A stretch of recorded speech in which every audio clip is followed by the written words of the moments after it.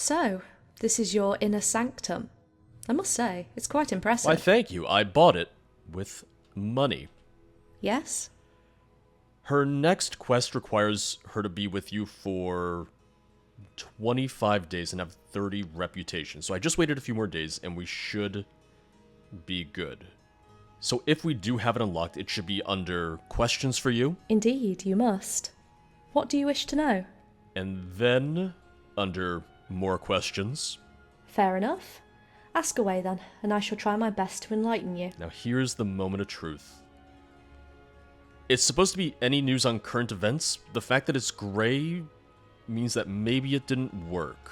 Us emissaries aren't the only ones who are very hard to kill. Okay, I might need to wait longer. I've seen a man once who wears the face of the ghost from a Brotherhood of Shadow and tempered iron, and worshipped the aspect of a Daedra who shares some traits with myself. I did wait an extra few days. Maybe I didn't wait long enough, or maybe I still need to raise my reputation with her a little more. Hard to say. It seems that trouble is brewing in my homeland, as those who seek infinite power pursue it even to the halls of Artaeum, and seek to unmake this realm. Oh? We should pay a visit and put an end to this threat. I could even show you all the delights Somerset has to offer, and make sure you have fond memories of our trip. Oh, I think that's her commenting on Isle of Artaeum the mod. Oh, I was hoping. Alright, maybe I need to wait a little bit longer then. I'll see you guys in a sec. It seems that Nemira is making a move on the Adamantine Tower, for I hear the whispers coming from the lowest depths of oblivion. Her emissary is but a lone man in the town of crows and water bubbling from beneath, located in High Rock.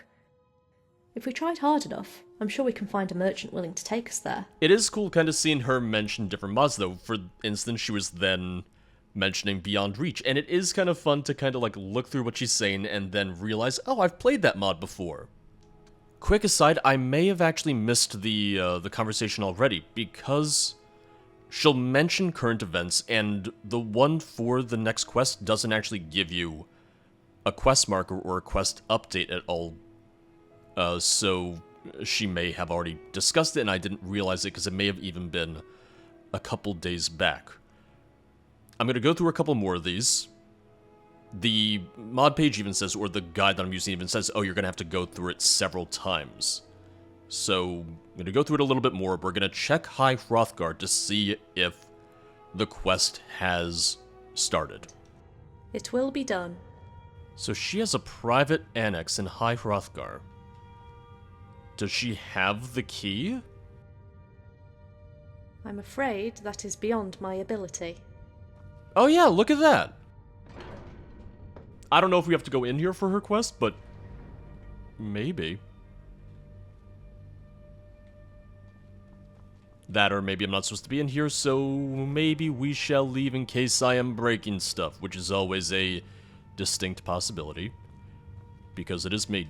They really gave you quite a bit of space here, Aurlyn. They must really like you. I didn't even realize High Hrothgar was this big. Man, they didn't give me anything. I don't think I'm even allowed to sleep in any of the beds. Maybe I am, but it's gonna smell like Greybeard, frankly. Well, that's cool. I'm gonna load a save from before coming in here in case this does break something. But it was cool to see, it was cool to check out. I hear that one who walks like us, Oh, this is the one. and whose very steps pave the ground in fire and ash, was last spotted near Raven Rock, after he returned from a long voyage in Akavir to deal with a situation that involves dawn, fire, and dreams. This is the one we need. Okay. Let us pursue the distant melodies of the land. I'm going to save here. At this point, we should be able to go to High Hrothgar and start the quest properly.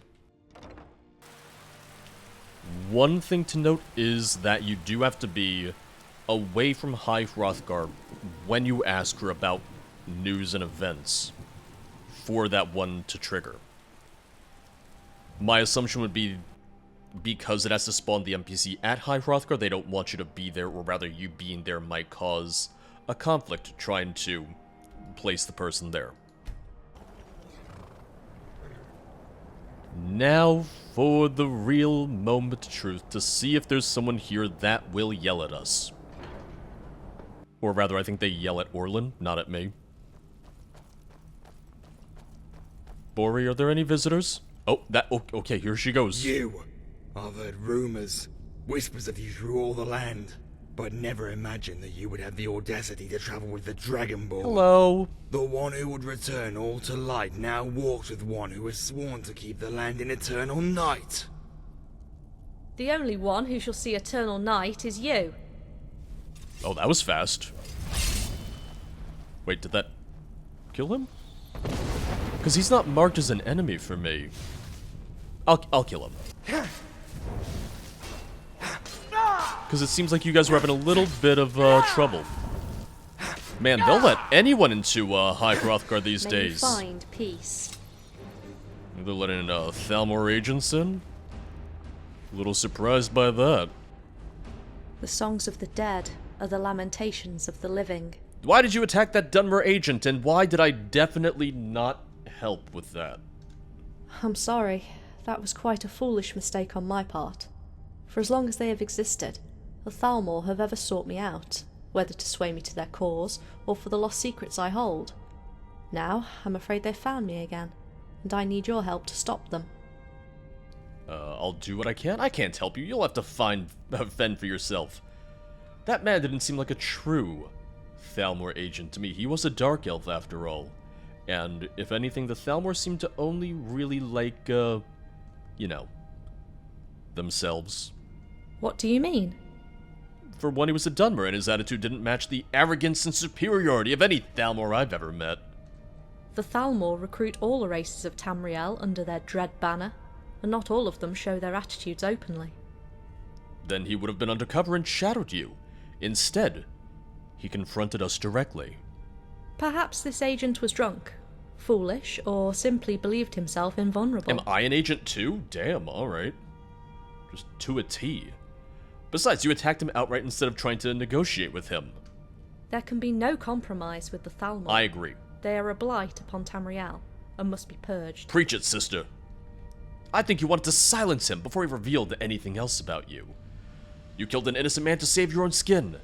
That makes you a murderer. No, you know what? Not a murderer. I'm okay with it, and I did help.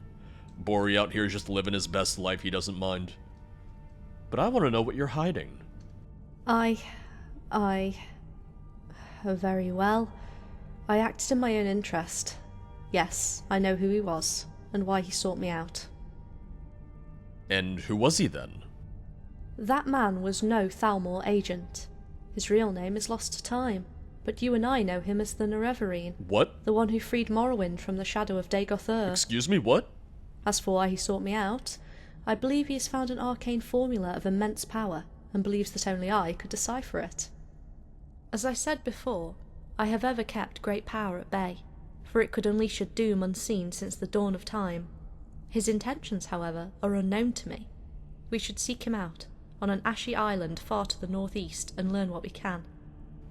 But you just killed him! How can we find him there? Which, thank God it wasn't that easy to kill the Nerevarine, because I'd be very, very sad. He is beyond my ability to extinguish, at least for now.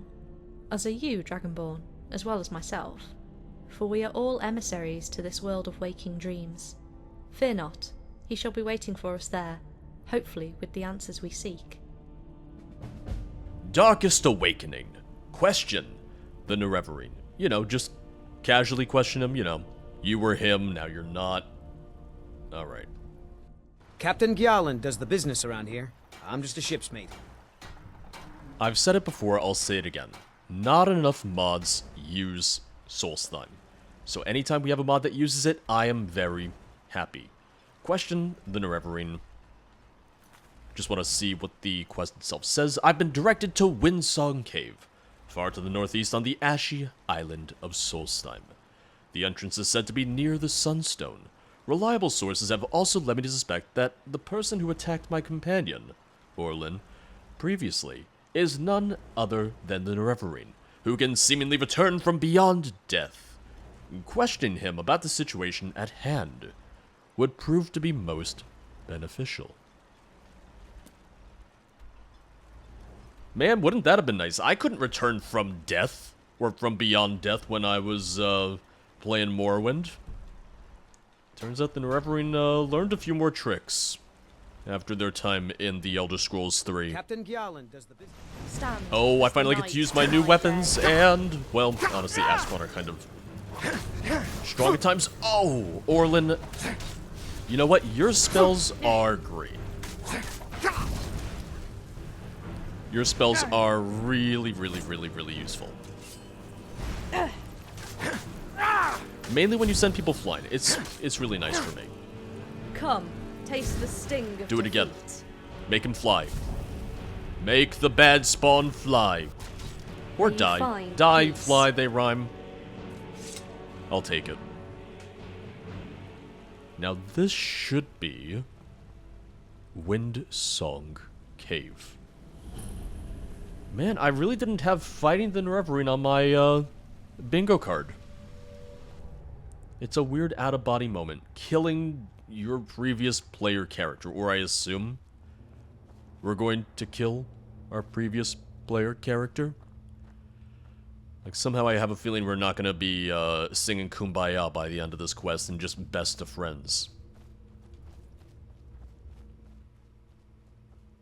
Oh, okay. I am night and day. Are you guarding the Nerevarine? Is that what you're telling me? I know he's come to Solstheim before, but I certainly didn't expect the Reclings to protect him.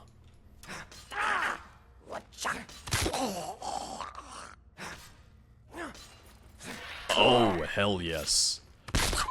With my new sword, with my new armor, I look good. The only thing is, can I check to see what the enchantment is at? Because they did make it sound like... Oh yeah, alright. Aurlyn did say that the enchantment will outlast us all, and yeah. It has not gone down even slightly yet. I'm okay with that. If anything, I'm very okay with that because I love enchanted weapons, but sometimes I feel like the enchantment just burns out in 5 seconds flat. Oh. Hello. Run for the hills. Oh, that is loud. The Recling death noises are always just ridiculously loud. And I don't know why just that is so... just blast out your ears loud. Another sparks. What if I just sneak attacked right now? Although that would probably mess everything up, so I'm not going to do that. The second emissary returns and takes their place beside the third. Welcome, Dragonborn. I am less than pleased to see your companion here, but I shall do my best to be a good host all the same. Now, I am sure you have a lot of questions. Ask away, and when we are done, perhaps you shall have a greater understanding of the situation at hand. I would like to have a greater understanding. Why did you attack us? I did not, as I am sure you already know. It was your companion here who made the first move, and set in chain a series of events that can never be undone. But perhaps they can be mitigated, to some extent. What events? Ah, yes. I'm getting ahead of myself. But know this, the three of us are here today, not by chance or choice, but by the hand of fate. Soon, each one of us will stand at the brink of the abyss with a pivotal role to play. One shall stand as dusk, and preserve the melody that lulls all to endless sleep. The other shall stand as dawn, and bring an end to night. And the third? They are the grey, maybe, and can both create and destroy. But you shall see that for yourself soon enough. Man, you guys make me sound way more powerful than I am. I like this. Does this prophecy mean that the world will soon come to an end? I thought I stopped that with killing Alduin. This world is already lost. War sweeps across all of Tamriel. Dragons roam the skies, burning all in their path, and the towers are failing. Yet even now, there is a glimmer of hope. We can persevere, recreate and rebuild what was once lost. How? With help from beyond the veil. I am not from this realm, but I am now of it, shaped by my experiences here. Yet I can still bring a spark from the beyond, a single piece of knowledge that can be our only redemption. It's you, then! You seek to control what you never could understand. You are the one who will bring dusk, and the fall of endless night. You know not of what you speak. I don't. But yes, I will do what I believe is right. Alone, I could never use this power. The other one, your companion Aurlyn, she will help me achieve my goals.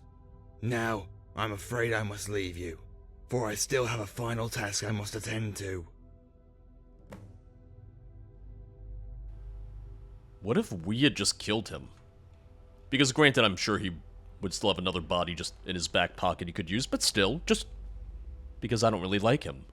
He was beyond cryptic. Yeah. But if he plans to destroy the world, then the best way to do so would be by waking the Godhead. See, and aren't you glad that now I told you about the Godhead? Aren't you glad that I did my little Spark Notes version of the deep lore? Who or what is the Godhead? Also, it should be noted that the Godhead is technically dead. A primordial entity whose dreams are the world you see around you. Or asleep. All it ever was, and all it ever can be, will vanish like the morning dew should the Godhead wake. How would he go about doing such a thing? Many have speculated that it would take a cataclysm event that defies all logic to achieve such a feat. I believe, however, that, as with all dreams, the dreamer must manifest themselves inside it. As such, destroying this projection would cause the dreamer to wake, as all do when they die in a dream. If all of reality is a dream, then how do you and I fit into it? I cannot answer that question, at least not yet. But most are random fragments of personality that quickly take on the mind of their own and become a distinct entity. They are as substantial and diverse as any being in a world that would be considered real, but whose existence is tied to the expectation that a primordial entity must remain asleep. Okay, so my earlier inclination was that they were implying she had achieved Kim. I don't believe she has, because she can't even fully explain it, and that's part of achieving Kim, is being able to completely understand it. Do my actions have any impact whatsoever if you and I aren't real? I wouldn't go that far, but reality is what you make of it. Living a full and diverse life in an unreal world where your actions influence your peers and surroundings is just as satisfying and indistinguishable from living in reality. There are times where her voice acting sounds slightly quieter. I may bump it up in editing, but I do have it maxed out in-game currently. How do the Daedric Princes and Divines fit into this? They are nothing more than manifestations of different aspects of the Godhead's personality. Such creatures are driven by the absolutes and ideals that define them, and can never be anything else. If the Godhead is all-powerful, wouldn't its projection try to defend itself? No. Oh. It is an unconscious entity, and has not the cognition to do anything but slumber. Sounds like me. However, I would imagine it to be very durable, which is why the Nerevarine must use an otherworldly force to destroy it. And where would such an entity be located? Throughout my long years of study, I believe it is located in the depths of an ancient ruin called Time's End. We should head there before the Nerevarine has a chance to unmake the world. Oh, I was going to ask where it is, but this is perfect, thank you. Try to be careful. Wait. Where to now? Captain Gyalin does the business Yes? around here. I'm just a ship's Where to? Okay, apparently Aurlyn says it's near Old Hroldan. I feel like I missed that. Darkness part before us. Unless the Nerevarine kills us all, in which case it'll be nothing but darkness. Captain Gyalin does the business around here. I'm just a ship's mate. Man, if the Nerevarine kind of went mad with power in what, like the 200 years? 207 years or so between the events of Morrowind and Skyrim, then man, Imagine what Aurlyn must be like. I know she's said that she's good, but if he goes mad in 200 years and she's been alive for 5,000, then oh god. I hear a bear. I don't have time for a bear. You're not a real bear. You're just a figment of my imagination, or rather of, the Godhead's imagination. And right now, you are not my problem. The end of the world is a little bit more important than you, Mr. Bear.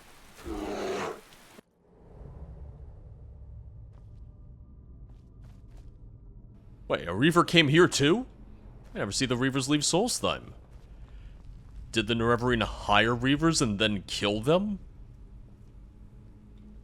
I mean, he is kind of a dick, so would we really be surprised at this point in time?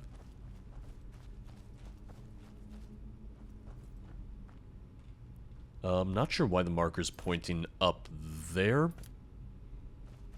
I think everything should be fine, though. I think everything should be good. Hello. Oh. You're too late, Aurlyn. I have already transported the sleeping projection to another location, whose name I will defend with my last breath. You may have secured the dreamer, but I can still sunder its dream. With the power at my fingertips, I can force a new dawn, and bring the world to light. Yes, but how? You may hold great power, but only I have the single scrap of paper I managed to recover from the world that we came from, and it has long since been turned to ash. I already know the formula that you hold so dear. All things once came from undying light, and with but a small shift, they can be returned to the same. Of course. You have always known. You were the sharpest of us all, and slept in a lucid sleep so that you could know the best of both worlds. Yet now, you seek to destroy the one you helped create. This dream has a life of its own now, and to end it would be to extinguish the countless sparks of sentience that we have sown in our wake. I am sorry, old friend, but I cannot allow you to pursue this path. Then you shall be dusk, and I will stand as dawn, for dawn has always brought an end to night. And I'll help. Oh? Oh, we're just gonna leave me here? What? Oh! Oh! Oh, and it's the red robe that she mentioned! Let me see what the journal says. It looks like Aurlyn was playing me for a fool all along and has now betrayed me and is attempting to destroy the world. She must be stopped. Okay. Sorry, maybe I just misunderstood. I did not entirely get that. That makes me feel better that the Nerevarine is my bro. That he is my friend. Which, if anything... Oh, okay, no, you know what? Never mind. No, I kind of get it, because he even said that he was trying to stop me, that I'm one of the emissaries and that I'm dangerous, which, I mean, thank you. Really appreciate that. Also, she is strong. I feel like she's not this strong whenever, we're fighting people, but now, wow. Like, oh. If I didn't have all of these, potions, I would have died already. Wait, no, don't you run, don't you run. No, don't you heal, no, no healing, bad healing. Only I can do that. That is the rule, that is the law. Don't believe me? Ask the guards.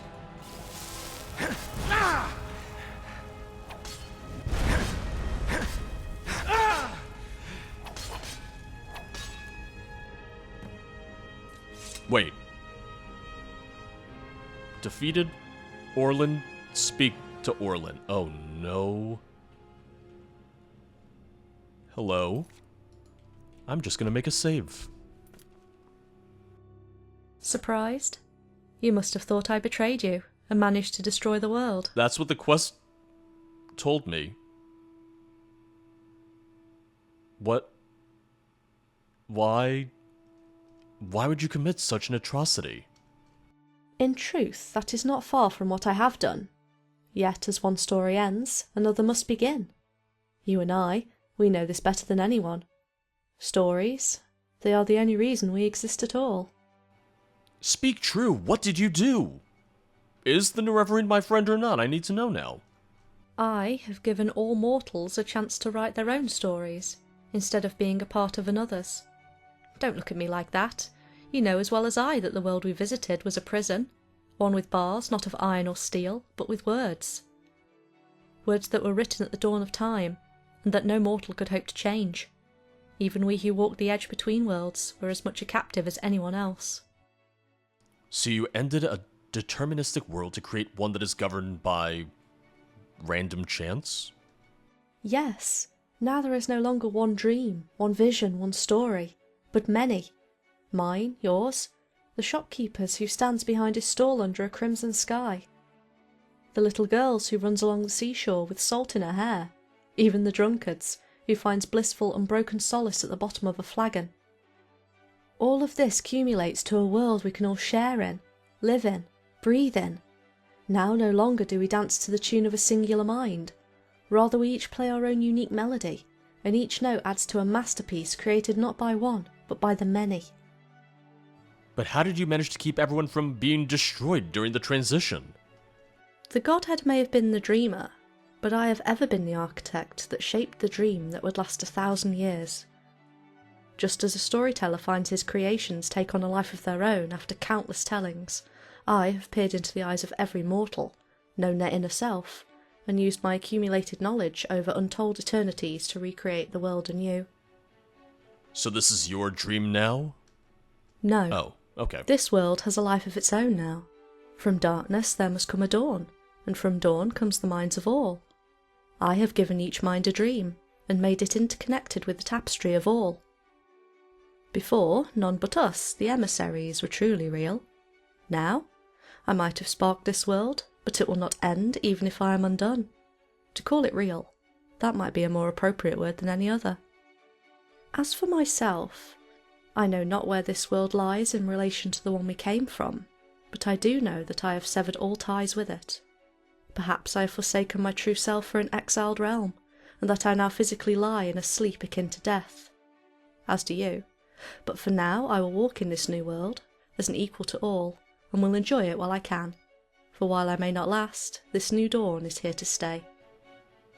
Did she just forsake her immortality then? If she's as equal as anyone else? Why didn't you tell me you were planning this? You lied and misled me to achieve your own ends. Yes, but you certainly would not have taken a chance to change everything, if losing meant losing everything. Correct. I was prepared to take that risk. You have always done what you thought was right, as have I, and thus I could not reveal my true intentions. I hope you harbour no ill will against me for this deception, and still count me as an ally. Now, let us return to the world of man and mer, and witness the start of a story of our own making. It would be a little fun if we came back here and just everything was different, everything was broken. Or if I woke up in, if I woke up in the carriage, it's like, hey, you're finally awake, and I just say, God damn it, not this again. Wait, so I don't have Aurlyn with me? I guess let's go find her.